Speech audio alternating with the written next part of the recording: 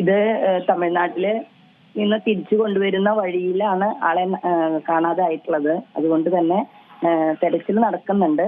പാടൂക്കാട്, വിയ്യൂർ പ്രദേശങ്ങളിൽ ആകെ പോലീസ് ഉണ്ട്. സമീപ പ്രദേശങ്ങളിലൊക്കെ തന്നെ തെരച്ചിൽ നടത്തുന്നുണ്ട്. ഈ കുപ്രസിദ്ധനായ ഈ കുറ്റവാളി ആയതുകൊണ്ട് തന്നെ അദ്ദേഹത്തിന് എങ്ങനെയൊക്കെ പോകണ്ടെന്നുള്ള കാര്യങ്ങളൊക്കെ അറിയാലോ.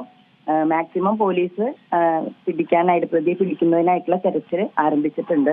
പിടിക്കുമെന്ന് തന്നെയാണ് പ്രതീക്ഷിക്കുന്നത്. ഇപ്പോൾ പറഞ്ഞ അനുസരിച്ചാണെങ്കിൽ ആ പ്രദേശത്ത് തന്നെ ഇയാൾ ഉണ്ട് എന്നുള്ളൊരു സൂചനയൊക്കെ ഉണ്ട്. കാരണം അയാളുടെ ചെരുപ്പ് അവിടെ തന്നെ ഉണ്ട് എന്നൊക്കെയാണ് കേൾക്കുന്നത്. ഇത് അവിടുത്തെ ഏതെങ്കിലും പ്രദേശവാസികൾ ഇയാളെ കണ്ടതായോ അങ്ങനെ എന്തെങ്കിലും ഒരു വിവരം ലഭിച്ചിട്ടുണ്ടോ? ഒന്നും ഇതുവരെ ലഭിച്ചിട്ടില്ല. എങ്കിലും പ്രദേശവാസികൾ അവരോടൊപ്പം തന്നെ തെരച്ചിൽ നടത്തുന്നുണ്ട്. മാത്രമല്ല, നമ്മുടെ ഈ പ്രദേശം എന്ന് പറയുന്നത് കൂടുതൽ സർക്കാർ ഏരിയ കൂടുതലുള്ള പ്രദേശമാണ്. അതുകൊണ്ട് തന്നെ പ്രതിക്ക് ഒളിഞ്ഞിരിക്കാനുള്ള സ്ഥലങ്ങളുണ്ട്. എങ്കിലും ആളുകളും പോലീസും കൂടി തെരച്ചിൽ നടത്തുന്നുണ്ട്.